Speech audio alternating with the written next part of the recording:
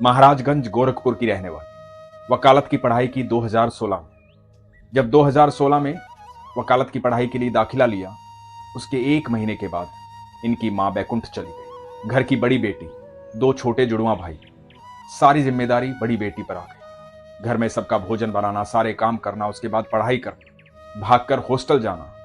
वकालत की पढ़ाई भी चल रही थी और घर की जिम्मेदारियां भी। आसान नहीं होता। उसके बाद लोगों की बातें जो कहीं ना कहीं दिमाग में ऐसी बैठ जाती थी कि दिल बहुत दुखता था। किससे अपने मन की बात कहे, पिता से या भाइयों से? बेटी के लिए मां तो मां होती है। जो बातें वो अपनी मां से कर पाती है वो किसी से नहीं कर पाती। मां तो बैकुंठ चली गई, अब क्या करें? घर के हालात बिगड़ रहे थे, आर्थिक तंगी हो गई थी। पिता की छोटी सी कपड़े की दुकान है, घर के हालात संभालने थे। मां के इलाज में बहुत पैसा खर्च हुआ था।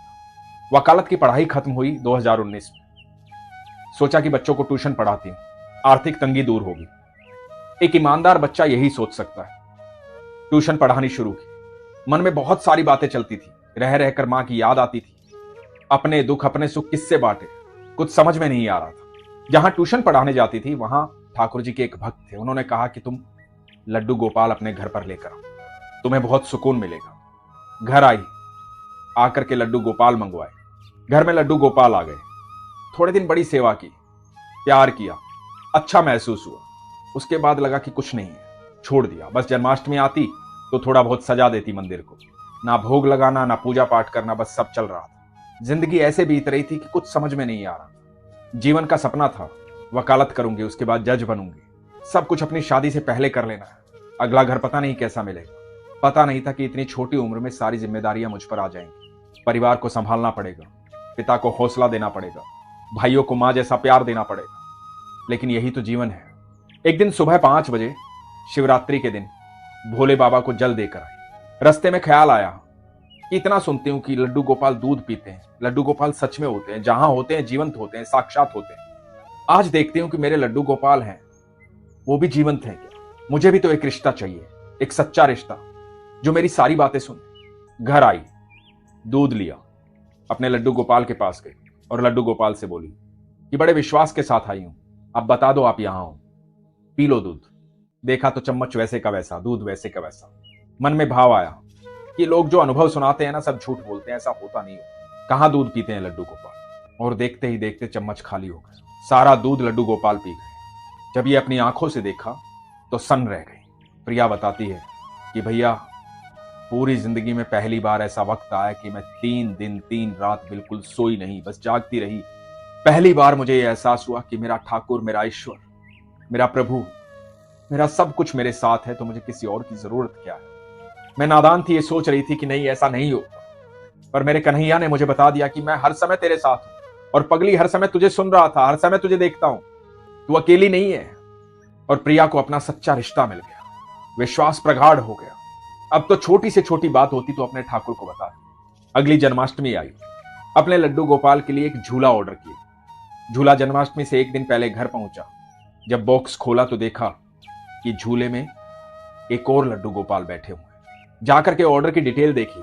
डिटेल में ऐसा कहीं भी नहीं था कि झूले के साथ लड्डू गोपाल आए। प्रिया समझ गई कि मेरे कन्हैया का चमत्कार है, मेरे ठाकुर का चमत्कार है। राधा रानी आई हैं क्योंकि मेरे ठाकुर ने बुलाया है।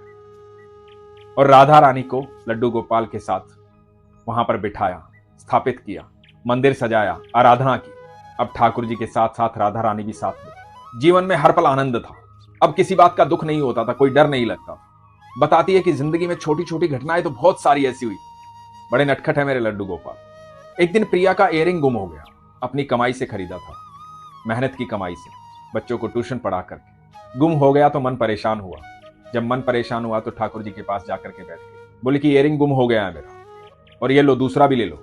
जब तक पहला नहीं लौटाओगे ये नहीं पहनूंगी, कभी नहीं पहनूंगी, जीवन में कभी नहीं पहनूंगी। अब देख लो कहां से लाना है। थोड़ी सी नाराज भी हो गई। बोलने लगी, मेहनत के कमाए पैसों से लाई थी, बड़े मन से लाई थी, गुम करवा दिया। आप तो अंतर्यामी हो ना, आपके पास तो दिव्य दृष्टि है, आप तो देख सकते हो कहां पर है, तो जाओ ढूंढ कर लाओ। मन में दूसरा भाव आया। उठा करके लड्डू गोपाल की बंसुरी जो है राधा रानी को देती। बोली कि तब तक इन्हें मत देना जब तक ये मेरा इयरिंग नहीं देंगे, अपने पास ही रखना, इनको भी तो पता लगे इनकी बंसुरी इनसे दूर है। वो दिन बीत गया, रात्रि हुई, चिंता में सो गई। सुबह उठी। जब प्रेम होता है तो शिकायत नहीं होती, थोड़ी देर का गुस्सा होता है, नाराजगी होती है। मन में आया कि हो सकता है कि वो इयरिंग मेरे लिए अच्छा ना हो, क्योंकि मेरे कन्हैया जो करते हैं ना वो सही करते हैं, तो ये मेरे लिए ठीक नहीं था, इसलिए गुम हो गया। कोई बात नहीं। अपनी नियमित पूजा करने के लिए पूजा की थाली उठाई, अपने लड्डू गोपाल के पास पहुंची और देखती है कि थाली के बीचों बीच दूसरा इयरिंग रखा हुआ है। बताती है कि ऐसे सुनते हैं मेरे कन्हैया मेरी। एक दिन पिताजी से कोई 100 रुपए का नोट ले गया झूठ बोलकर। बताती है कि पिताजी के साथ थोड़ा सा भी गलत हो जाए ना, बड़े परेशान हो जाते हैं। उन्होंने मुझे बताया कि 100 रुपए का नोट इस तरह से वो लेकर गया था। तो मैंने बताया कि नहीं पिताजी, वो आपको धोखा देकर गया है, आपको 100 रुपए देने की आवश्यकता नहीं थी, आपने गलत दे दी।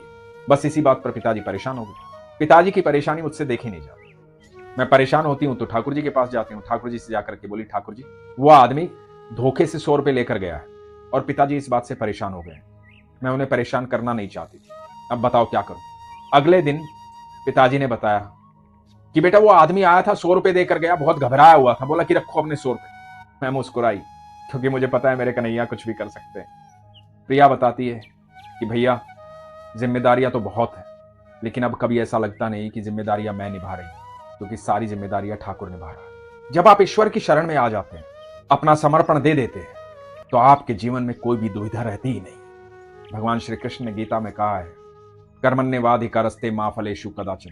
तू कर्म कर और फल की चिंता मत कर, अपने कर्म को मुझे समर्पित कर। जब कर्म मेरा हो जाएगा तो फल भी मैं ही दूंगा, और जब आप अपने कर्म को ईश्वर को समर्पित कर देते हैं तो फल भी उन्हीं का होता है। जीवन में हमेशा याद रखिए, जब भी आप ईश्वर के संपर्क में होते हैं आप निश्चिंत होते हैं। आपको किसी बात का कोई डर नहीं होता है, कोई भय नहीं।